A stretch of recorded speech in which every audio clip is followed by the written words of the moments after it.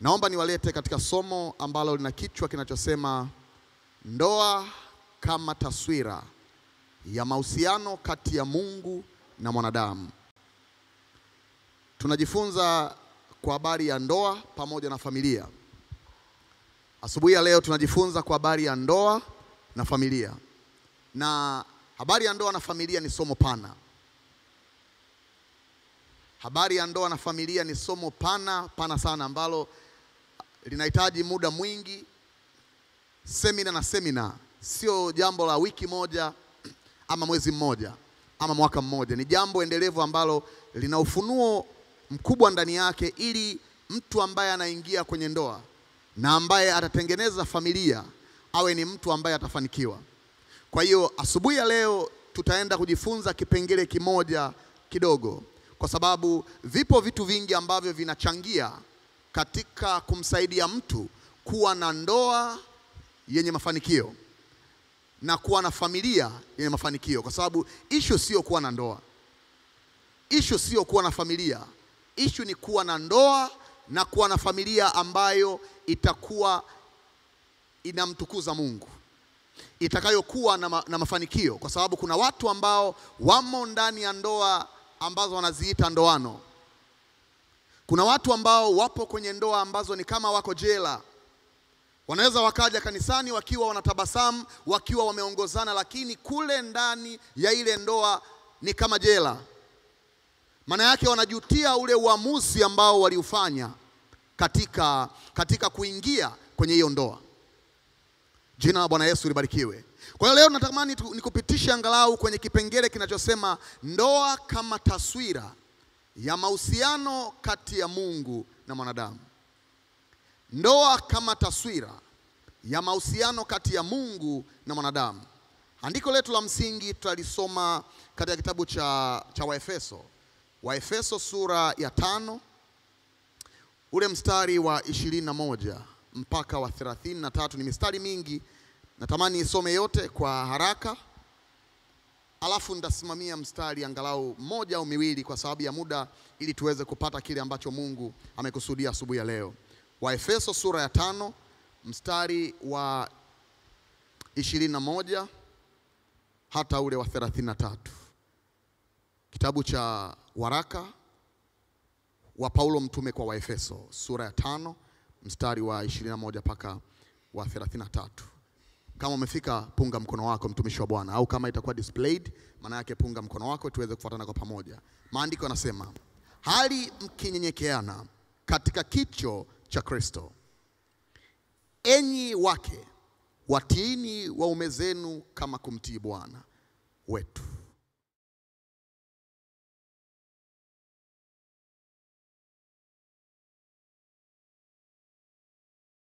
Cha kanisa.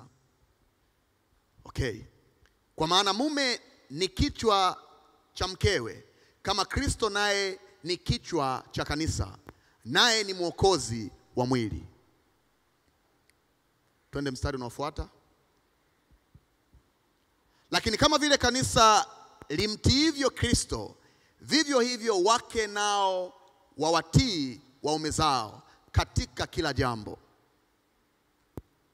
Enyi waume, wapendeni wake zenu kama Kristo naye alivyolipenda kanisa akajitoa kwa ajili yake. Huu mstari tutausimamia huu. Rudi tena ni usome mstari. Enyi waume, wapendeni wake zenu kama Kristo naye alivyolipenda kanisa akajitoa kwa ajili yake, ili makusudi alitakase na kulisafisha kwa maji katika neno, apate kujiletea kanisa tukufu lisilo na dosari wala kunyanzi wala lolote kama hayo, bali liwe takatifu lisilo na mawaa.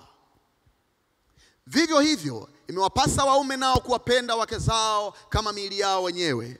Ampendaye mkewe hujipenda mwenyewe.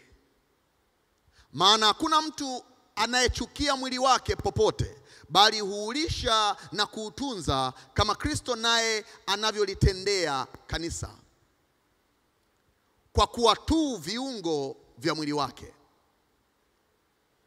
Kwa sababu hiyo mtu atakayemwacha baba yake na mama yake ataambatana na mkewe, na hao wawili watakuwa mwili mmoja. Siri hiyo ni kubwa, ila mimi nanena habari ya Kristo na kanisa. Unaweza ukastop kwanza hapo. Siri hiyo ni kubwa, ila mimi nanena habari ya Kristo na kanisa.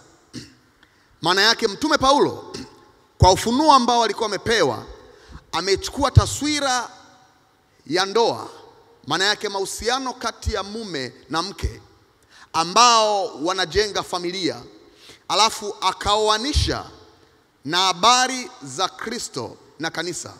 Unapomtazama Kristo na kanisa, moja ya picha ya kimahusiano iliyopo, Kristo ni bwana harusi, alafu kanisa ni bibi harusi. Kwa hiyo haijalishi wewe ni mwanamume, haijalishi wewe ni mwanamke, katika ile karamu ya mwanakondoo Yesu atasimama kama bwana harusi, alafu sote wanawake na wanamume wote tasimama kama bibi harusi.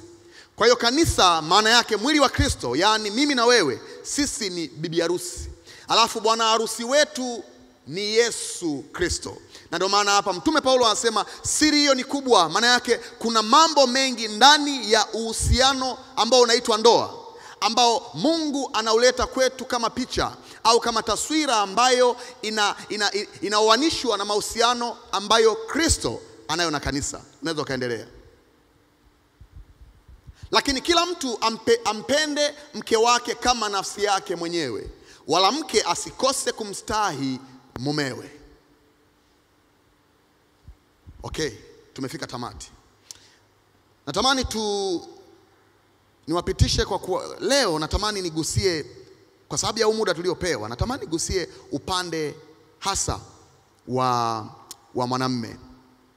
Tukija kupata nafasi wakati mwingine tutagusia upande mwingine, au kama muda utaniruhusu nitagusia, lakini natamani nigusie upande wa mwanamume. Hatuwezi kuwa na ndoa bora, hatuwezi kuwa na familia bora kama hatuna ndoa bora. Hatuwezi kuwa na familia bora tusipokuwa na ndoa bora, na hatuwezi kuwa na kanisa bora kama yule kichwa cha kanisa, yani Kristo, sio bora.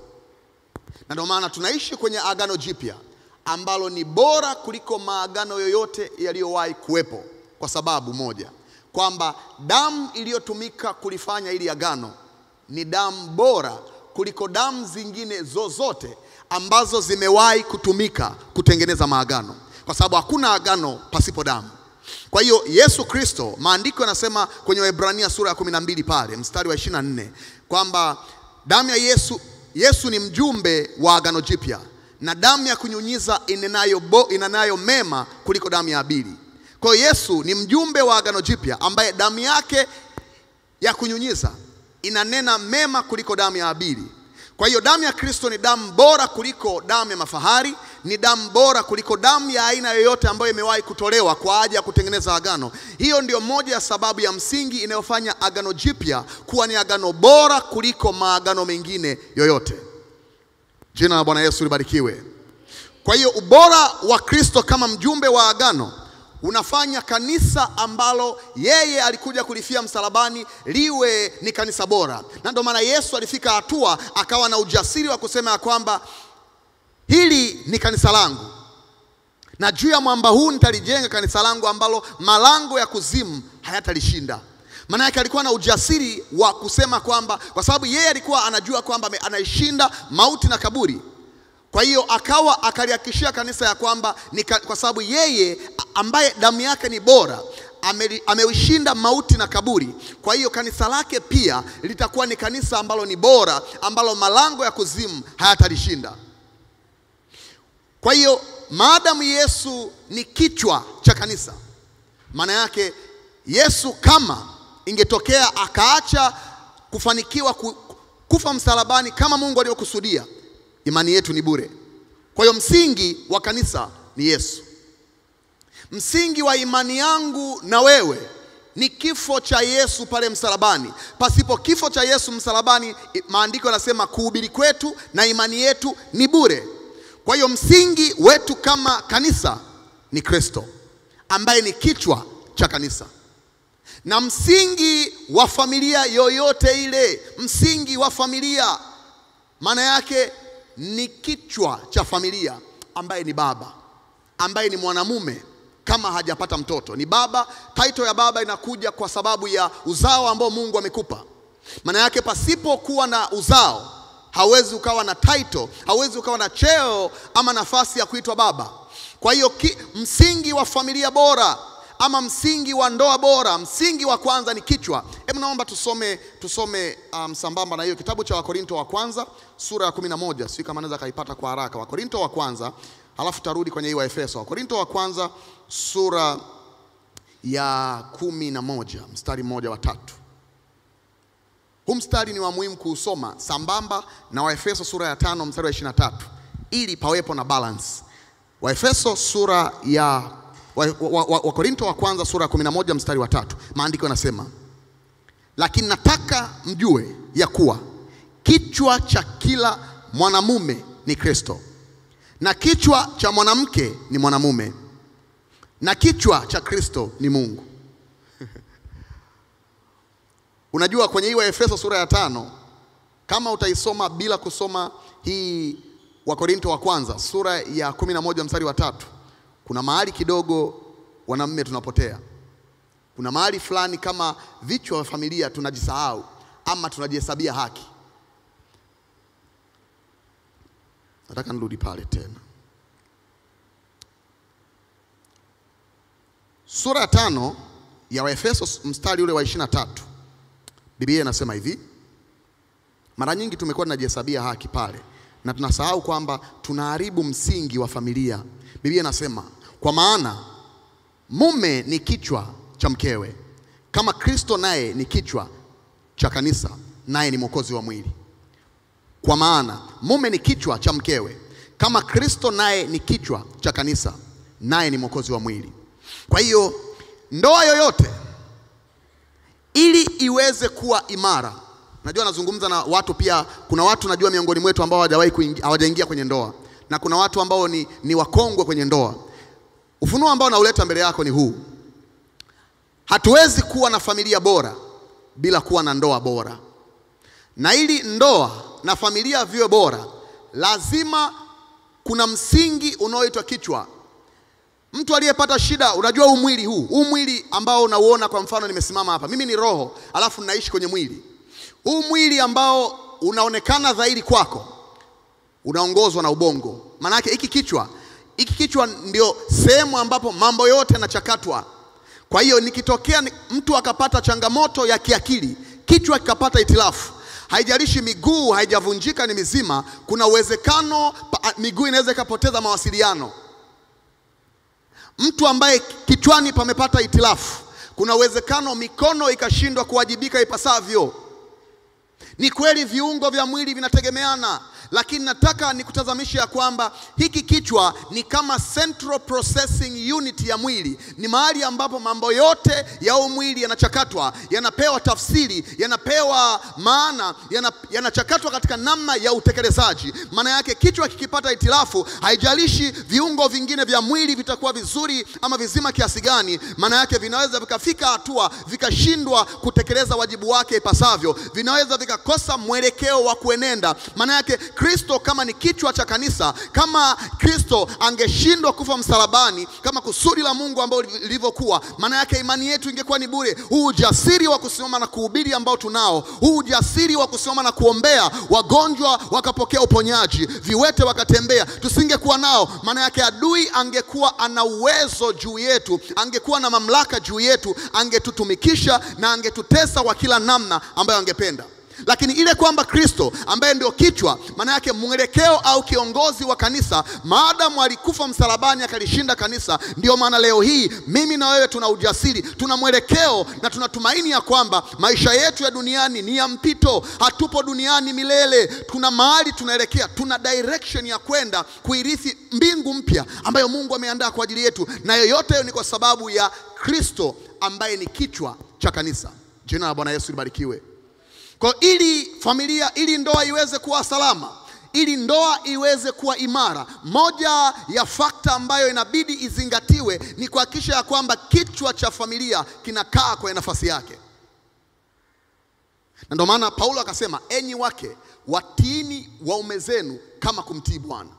Unajua hakuna hatari kama mwanamke kumtii mwanamume ambaye kichwa chake sio Kristo.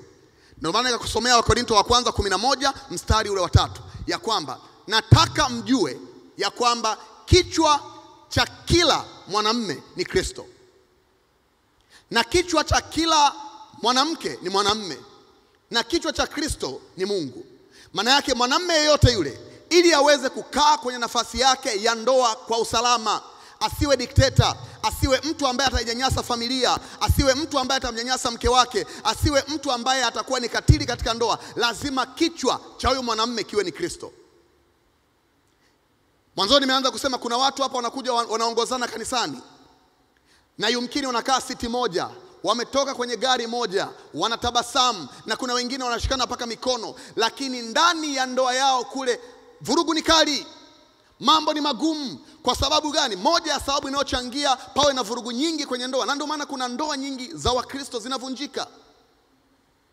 Kuna ndoa nyingi za Wakristo wanaenda kufaili divorce, wanaenda mpaka mahakamani. Kwa nini? Kwa sababu katika ile structure ya uongozi ambayo inamkuwa ni kichwa, kuna mahali kuna itafu. Na ndio maana katika familia nyingi watu ambao wako imara rohoni ni wanawake, wanaoomba ni wanawake, wanaofunga ni wanawake kwa wingi. Simaanishi wanaume hawapo, lakini natamani leo tushughulike na kichwa cha familia, kichwa cha ndoa ambacho kikisalimika lazima ndoa itanyooka. Lazima ndoa itakuwa na mwelekeo, lazima familia itakuwa na mwelekeo. Mtu mmoja akatoa mfano akasema, kuna familia moja mama alitangaza mfungo wa familia. Saa 12 asubuhi baba yuko mezani kunywa. Lakini baba akitangaza mfungo wa familia, mpaka mbwa, mpaka wanyama ndani ya nyumba wote, hakuna atakayekula chochote. Baba ametangaza kwa sababu kuna mamlaka fulani ambayo Mungu ameiweka kwa mwanamume. Na kutoka katika bustani ya Eden, Mungu alimpa maelekezo Adam. Alafu maelekezo baada ya kupewa Adam alikuwa aseme na mke wake. Na ndio maana shetani alipokuwa anakuja kutafuta njia ya udanganyifu kujipenyeza kwenye ndoa ile ya kwanza katika bustani ya Eden, kwenye familia ya kwanza katika bustani ya Eden, kilichotokea ni kwamba alipita kwa mwanamke. Ipo sababu, moja sababu ni kwamba kwa upande ambao ulikuwa less informed, kwa upande ambao ulikuwa na taarifa chache ama maarifa madogo kwa ajili ya kile ambacho Mungu alikuwa amekusudia wao wafanye ndani ya bustani ya Eden, hakuweza kupita kwa Adamu, kwa sababu kadiri unakuwa na maarifa kwenye jambo fulani si rahisi kudanganyika. Lakini kadiri unavyokuwa na maarifa machache kwenye eneo fulani ni rahisi kudanganyika. Kwa hiyo ile ndoa na familia ya kwanza katika bustani ya Eden, maandiko yanaeleza ya kwamba shetani alijipenyeza akaleta udanganyifu. Alileta udanganyifu, ile ndoa ikaingia kwenye dosari. Na yule mwanamume akaletewa tunda na yaka. Kama Adam asingekula lile tunda kwenye bustani ya Eden, tusingekuwa kwenye shida tunayo leo hii. Punde Adam naye alipokula lile tunda, ndio uharibifu kaingia. Jina Bwana Yesu barikiwe. Bwana Yesu asifiwe. Kwa hiyo kama maelekezo ya Mungu yatoka kwa Mungu yanakuja kwa Adam, yani kwa mwanamume au kwa kichwa cha familia, alafu yanaenda kwa mwanamke, unadhani ndoa za leo ziko katika gani? Wakati ambapo wanaume muda wa semina kanisani wao wanaangalia mpira, muda wa mfungo wa kanisa wao wako kwenye wajibu mwingine, wako kwenye shughuli zao zingine ambazo ni nje ya wanawake, wako bize. Kwa maana yake haiwezekani, unajua nafasi fulani ya kazi inapokuwa imetangazwa, huwa mtu ambaye anatakiwa akalie nafasi anatakiwa awe ameandaliwa, awe alikuwa designed kuwa katika ile nafasi. Unajua leo hauwezi ukaja hii feni ukaitaka itoe hewa ya baridi kama AC, haitawezekana. Haijawa designed kutoa hewa ya baridi, imekuwa designed kutoa upepo. Na ndio maana hii feni kwenye joto kali inapozunguka sana inaanza kupuliza joto, kwa sababu haijawa designed kutoa baridi. Lakini AC imekuwa designed kutoa baridi. Kwa hiyo Mungu alivyomdesign mwanamke, hajamdesign awe ndio kichwa cha familia, amemdesign awe ni msaidizi. Na ndio maana maandiko yasema, enyi wake watiini waume zenu kama kumtii Bwana. Kwa hiyo familia zote ambazo ama ndoa zote ambazo mwanamke ndio imara rohoni ni ndoa ambazo kuna mahali lazima patayumba. Kama mwanamume hayupo na nafasi yake, lazima patayumba. Kwa hiyo mwanamume ni kichwa cha mwanamke, maana yake ni kiongozi. Kristo anatoa mwelekeo wa kanisa wapi liende. Maana yake mwanamume anatakiwa atoe mwelekeo wa wapi mwanamke ama familia iende. Jina la Bwana Yesu libarikiwe. Na mwanamume hawezi kutoa hayo maelekezo sahihi kama Kristo sio kichwa chake. Jina la Bwana Yesu libarikiwe. Bwana Yesu asifiwe watumishi. Watumishi, Bwana Yesu asifiwe. Jina la Bwana Yesu libarikiwe. Yes. Kwa hiyo kama mwanamume asipokuwa nafasi yake, kama kanisa tuna hali mbaya. Kama ndoa tuna hali mbaya. Kwa ndio maana nimepewa ufunuo wa kutazamisha taswira ya mahusiano kati ya Mungu na mwanadamu. Alafu na mahusiano kati ya mume na mke, yani ndoa na familia. Kwa hiyo Kristo alilipenda kanisa kuliko nafsi yake. Aliacha enzi na utukufu, akaja akafa msalabani kwa ajili ya kanisa. Maana yake Kristo hakuwa mbinafsi. Lakini wanaume wengi katika kizazi cha leo ni wanaume ambao ni watu ambao ni wabinafsi. Maana yake katika nafasi zao walizopo wanatamani tuziwe nafasi za mabavu, nafasi za mamlaka. Lakini sicho ambacho Mungu amemdesign mwanamume akae pale ili aonyeshe mabavu. Kwa sababu tukimaumbile sisi tayari tuna mabavu, tuna misuli kuliko wanawake. Maana yake nafasi yetu ambayo Mungu ametupa sio kwa ajili ya kazi hiyo. Jina la Bwana Yesu libarikiwe. Ni kwa ajili ya kutoa directive, ni kwa ajili ya kutoa mwongozo, ni kwa ajili ya kuhakikisha ya kwamba watu wanapotutazama kwenye nafasi zetu, kwenye ndoa zetu, wamuone Kristo. Wamuone Kristo ambaye analiongoza kanisa, ambaye yuko tayari kufa kwa ajili ya kanisa. Maana yake yuko tayari kujitoa zaidi ya kawaida kwa ajili ya mwili wake. Maana yake lazima kama wanaume tuwe ni watu ambao tuko tayari kujitoa mbele za Bwana. Tuamke usiku kuomba kwa ajili ya familia, tuingie kwenye mfungo kuomba kwa ajili ya familia, kuomba kwa ajili ya wake zetu, kuomba kwa ajili ya watoto wetu, kuomba kwa ajili ya kanisa, kusimama kwenye nafasi zetu kuhakikisha ya kwamba ndoa zetu zinaimarika, hazina mlango wa adui kujipenyeza kwa ajili ya kufanya uharibifu, na kanisa liweze kuwa imara. Jina la Bwana Yesu libarikiwe. Jina la Bwana Yesu libarikiwe. Lakini pia kitabu cha Marko sura ya 10 mstari wa 45 sambamba na hiyo wa Efeso sura ya 5 kinaelezea kwamba, kama unaweza ukafika hapo mtumishi wa Bwana, Marko sura ya 10 mstari wa 45 tueleze jambo hapo. Marko sura ya 10. Okay. Marko sura ya 10 mstari ule wa 45, maandiko yanasema hiki kitu kwamba, kwa maana mwana wa Adam, yani Kristo, yani kichwa cha kanisa, hakuja kutumikiwa bali kutumika na kutoa nafsi yake iwe fidia ya wengi. Nitarudia. Kwa maana mwana wa Adam hakuja kutumikiwa bali kutumika na kuitoa nafsi yake kuwa fidia ya wengi.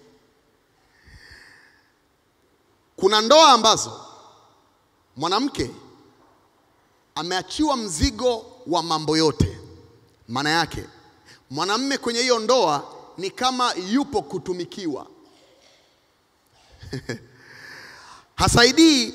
Unajua wanaume wengi wanachokijua ni kwamba wao kuwa kama vichwa, maana yake ni kuwa provider wa familia, ambayo ni kweli kabisa. Lakini kama definition ya wanaume wetu ni kuwa provider kwenye familia, vipi mke wako akawa na kipato mara 2 ya kipato chako? Utaendelea kuwa mwanamume kama mtazamo wako ni kwamba wewe ni mwanamume kwa sababu ya hela, kwamba unaweza ukaprovide kwa familia?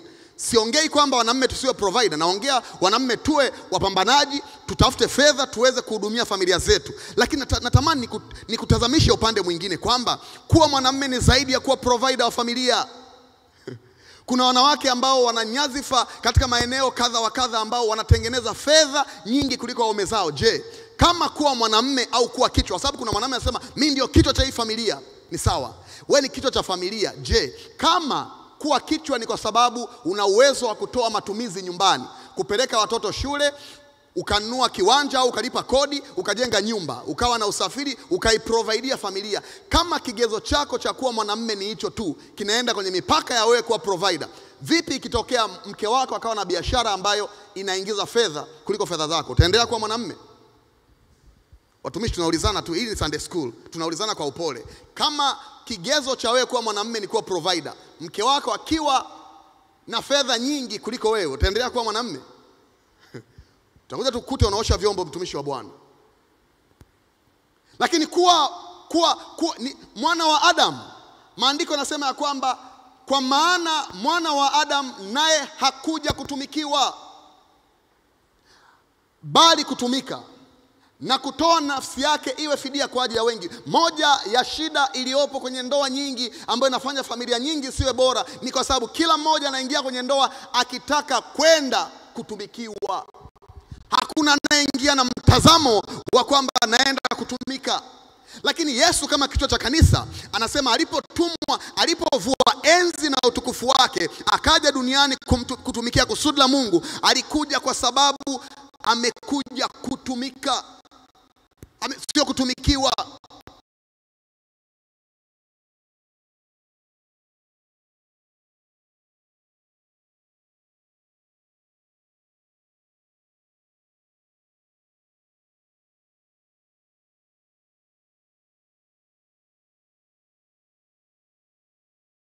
Huu ni mtazamo ambacho kichwa inatakiwa kiwe nacho. Maana yake kuna kina mama wameachiwa shughuli zote nyumbani. Kulea watoto ni wao, kuhudumia watoto ni wao, kuandaa chakula ni wao, kusafisha nyumba ni wao, kila kitu ni wao. Mwanamume yupo pale amekaa kama bosi.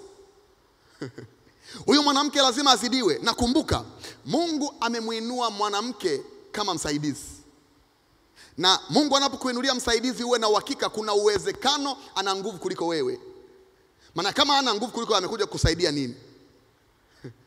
Ndio maana mtu anayemlinda rais ni mtu ambaye rais hajapitia mafunzo ya ulinzi. Lakini yule anayemlinda ndio amepitishwa kwenye shule ya ulinzi. Anajua namna ya kutambua hatari ambazo zimemzunguka rais na jinsi gani anaweza akamlinda, jinsi gani anaweza akawa radhi yeye afe, rais aweze kuwa amepona. Kwa hiyo ili mwanamume ufanikiwe, moja ya mtazamo unaotakiwa kuwa nao ni kuhakikisha kwamba ndani ya ndoa yako tafuta kila namna inayowezekana usiwe bosi. Tafuta namna ambayo unaweza ukatumika. Saidia mambo. Hata kama wewe ndio provider wa familia, unaleta fedha, unafanya kazi, tafuta kitu ambacho unaweza ukasaidia. Kama ni kuhudumia watoto ama ni majukumu yoyote ya nyumbani, saidia. Mtumishi wa Bwana, kama hujapata neema ya kuwa na wasaidizi nje ya wewe na mke wako, lakini nazungumza ya kwamba mke asielemewe, ili apate nafasi ya kuombea, ili apate nafasi ya kusaidia. Na ndio maana maandiko yanasema Mungu ameumba jambo jipya duniani, mwanamke atamlinda mwanamume. Itawezekanaje akulinde wakati kila muda yuko busy, ametingwa na ameelemewa na mzigo wa mambo? Bwana Yesu asifiwe, Bwana Yesu asifiwe. Watumishi, Bwana Yesu asifiwe. Ni sawa kama mkinikasirikia wanaume, lakini najaribu kutafuta namna ya kusema nanyi ili muweze kusikia. Mnaweza mkakasirika, ni uamuzi wenu, lakini natafuta namna ya kuwatazamisha ya kwamba Kristo kama kichwa, maandiko yanasema hakuja kutumikiwa, alikuja kutumika, na alitoa nafsi yake kama fidia ya wengi. Jina la Bwana Yesu libarikiwe. Watumishi, jina la Bwana Yesu libarikiwe. Moja sababu inayofanya ndoa nyingi zivunjike ni kwa sababu kila mmoja ameenda kwenye ndoa na mtazamo wa kutumikiwa, hajaenda na mtazamo wa kutumika. Hiyo inafanya kila mmoja awe na expectation, anangoja nani atafanya. Kwa nashangaa ndoa inaenda na kuwa kama vita. Lakini kila mmoja, piga picha, kila mmoja anaingia kwenye ndoa na mtazamo wa kwenda kutumika. Maana yake anatanguliza matakwa ya mwenzake. Anahakikisha mwenzake ameridhika katika ile ndoa. Anahakikisha mwenzake hana masumbufu. Kwenye kiapo cha ndoa anasema utamtuliza. Maana yake unahakikisha hana masumbufu. Unahakikisha kwamba anapokuona wewe kama mume, anamuona Yesu. Unakuwa ni taswira ya Kristo, unakuwa ni kichwa halisia ndani ya hiyo ndoa. Jina la Bwana Yesu libarikiwe.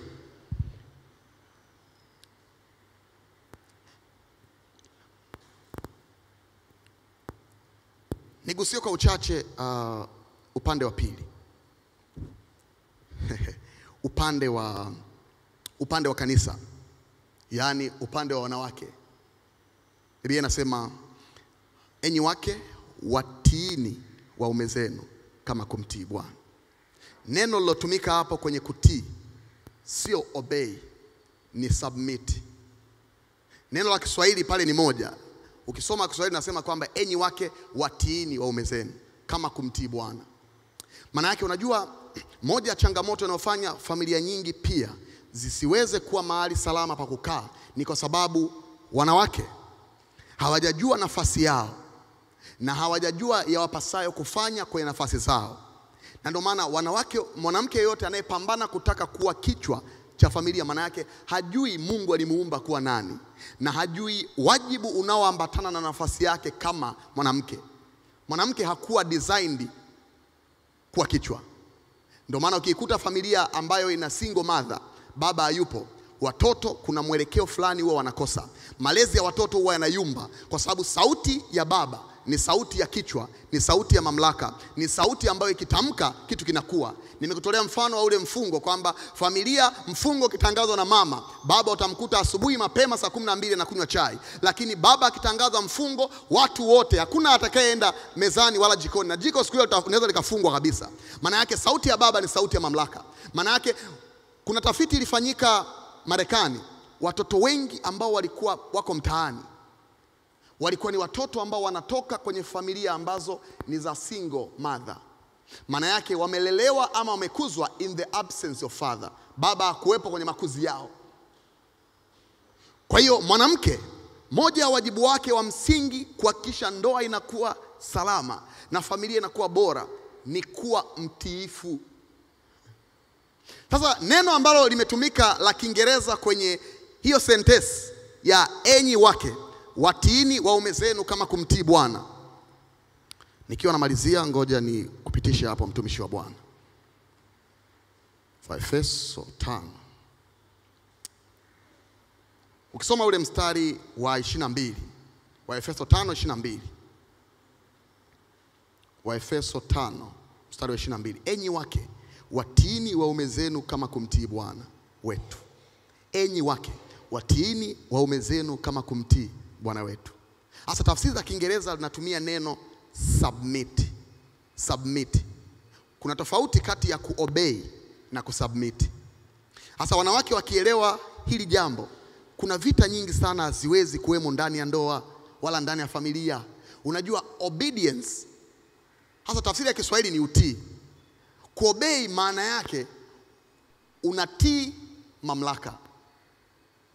Mama mmoja alielezea tofauti ya obedience na submission katika namna ambayo kama wanawake wote wangeelewa, ndoa zingekuwa salama sana. Akatoa mfano hivi, akasema hivi, anatofautisha kati ya obedience na submission. Neno ambalo limetumika kwenye Efeso sura hiyo ya 5 mstari wa 22 ni obedience, ni submission, kwa sababu inasema wife submit to your husband. Maana yake wake watiini waume zenu, submit to your husband, sio obey your husband. Kwa hiyo obedience maana yake, akatolea mfano akasema kama mwanamke anataka kwenda nje ya nchi,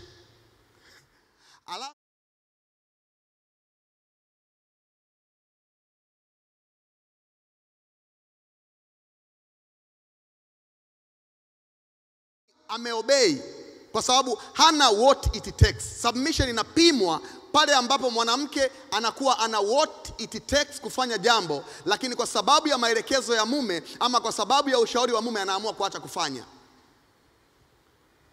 Bwana Yesu asifiwe.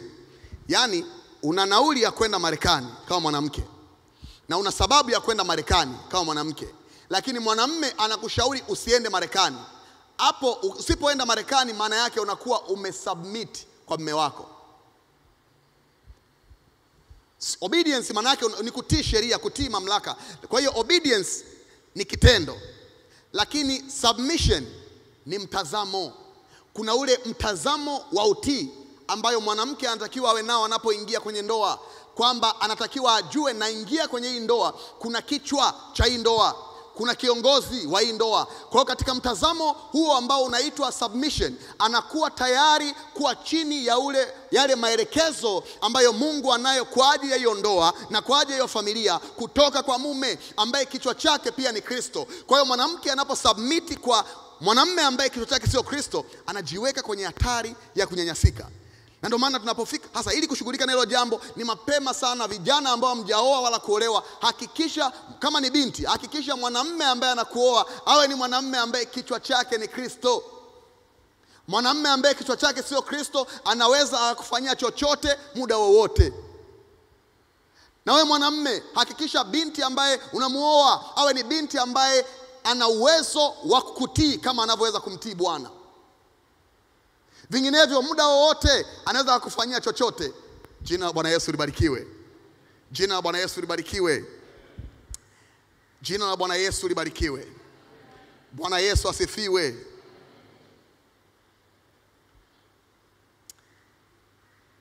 Tuko pamoja watumishi wa Bwana? Tukifanya hivyo ndoa zetu zitakuwa salama. Haiwezekani ndoa za ambao hawamwamini Mungu zikawa bora kuliko tunaomwamini Mungu, wakati muasisi wa ndoa ni Mungu. Ujue kwamba sisi ambao tunamwamini Mungu kuna mahali tumepuuzia. Ndoa haiongozi tu kwa maombi.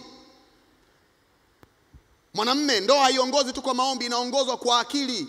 Na ndio maana Mungu akasema, enyi waume kaeni na wake zenu kwa akili. Lazima iwepo hiyo balance.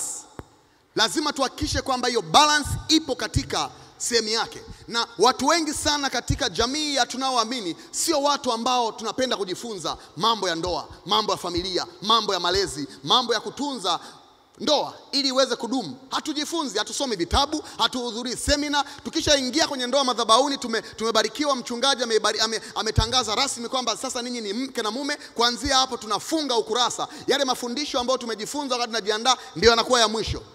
Lakini unapoacha kujifunza, unaanza kupitwa na wakati. Unapoacha kujifunza eneo lolote, unaanza kupitwa na wakati. Maana yake unakaribisha uharibifu. Kwa hiyo ili ndoa yako iweze kuwa up to date, lazima uwe ni mtu ambaye utawekeza kujifunza. Wewe pamoja na mke wako, wewe pamoja na watoto wako, ili familia iweze kuwa salama, lazima mkae na muwe tayari kujifunza, ili kwamba mpunguze mianya ya adui kuwaletea kashikashi ambazo hazina ulazima, ili adui asiweze kupenyeza mambo yake. Kwa hiyo ndoa ambayo mwanamke ndio yuko busy kujifunza, mwanamume yuko busy na mambo mengine, hiyo ndoa inakuwa na malango mengi ya adui kupitisha uharibifu. Ndoa ambayo mume yuko busy kujifunza alafu mwanamke yuko na mambo mengine, inatengeneza milango mingi, mianya mingi ya uharibifu. Jina la Bwana Yesu libarikiwe. Nimalize na mstari wa 31 wa Efeso 5:31. Nimalizie hapo. Muda wangu umekwisha. Nimalizie hapo. Kwa sababu hiyo, mtu atamwacha baba yake na mama yake, ataambatana na mkewe, na hao wawili watakuwa mwili mmoja. Watakuwa mwili. Kama ni mwili mmoja, cha kwangu na cha kwako ndani ya ndoa kinatoka wapi?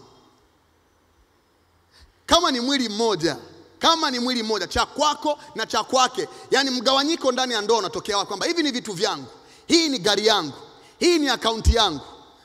Kwa sababu moja ya jambo sumbufu kwenye ndoa nyingi ni masuala ya namna ya kutunza mambo ya fedha, how to handle finances.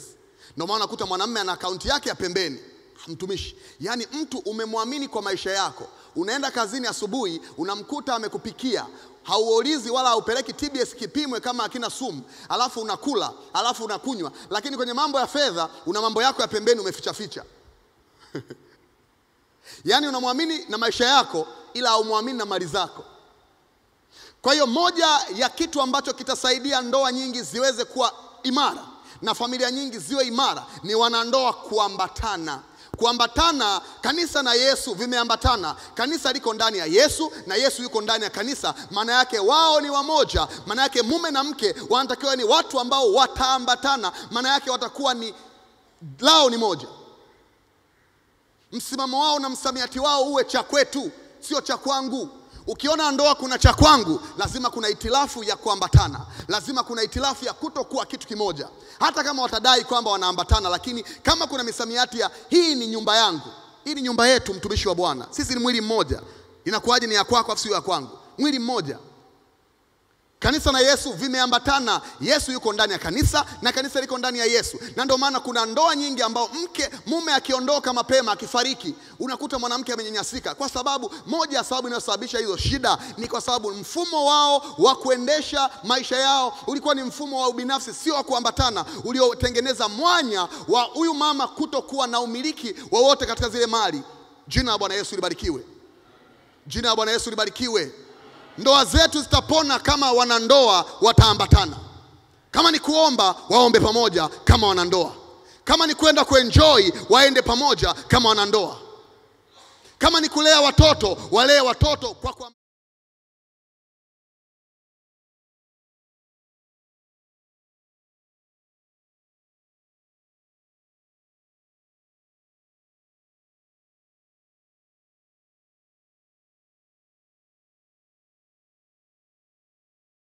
kiwewe kama mwanamume au kufanya kiwewe kama mwanamke. Manake mkiambatana mtakuwa ni watu ambao mnashikamana kwenye kila eneo la maisha yenu. Hakuna kitakachowatenga. Na maandiko yanasema ya kwamba Mungu alichokiunganisha mwanadamu asikitenganishe. Yani siwepo sababu yoyote ya kibinadamu ambayo ni ya kupita, ambayo itatenganisha hao wanandoa, itawagawa wawe pande mbili. Ili kwamba wanandoa waweze kuambatana, lazima wafike level ama hatua ya kusema ya kwamba hakuna kitu, maadamu sisi ni mwili mmoja, tumetangazwa katika madhabahu ya Mungu, tumeunganishwa na kuhani wa Kristo, lazima tuambatane kwenye kila eneo. Na hatutatoa nafasi kwa mali au vitu au chochote, aidha ni watu wa upande wa mwanamke au watu wa upande wa mwanamume, watugawe. Kwa sababu unapofika hatua ya kuambatana na mke wako, maana yake umemwacha baba yako na mama yako. Yani kama mwanamume unakuwa vipaumbele vimebadilika, unakuwa sio tena utaiweka familia ya ulikozaliwa ya kwanza, bali utamweka mke na familia ambao umetengeneza wa kwanza, alafu wengine watafuata. Hautawaruhusu waje katika ndoa yenu walete uharibifu. Mmeambatana. Jina la Bwana Yesu libarikiwe. Natamani kuendelea, lakini muda wangu umefikia tamati. Lakini kama tutaamua kufuata hiki kipengele kimoja ambacho tumejifunza leo, magomvi mengi kwenye ndoa hayatakuwepo. Vurugu nyingi kwenye ndoa zitakuwepo. Michepuko haitakuwepo. Utauchepukiaje mwili wako? Nyinyi ni mwili mmoja. Unatoa wapi ujasiri wa kwenda ukatafute mwanamke mwingine nje, au ukatafute mwanamume mwingine nje ya ndoa? Unaotoa wapi wa ujasiri? Maana yake hamjaambatana. Hamjaambatana, watumishi wa Bwana. Hata kama mnanena kwa lugha, kama una ujasiri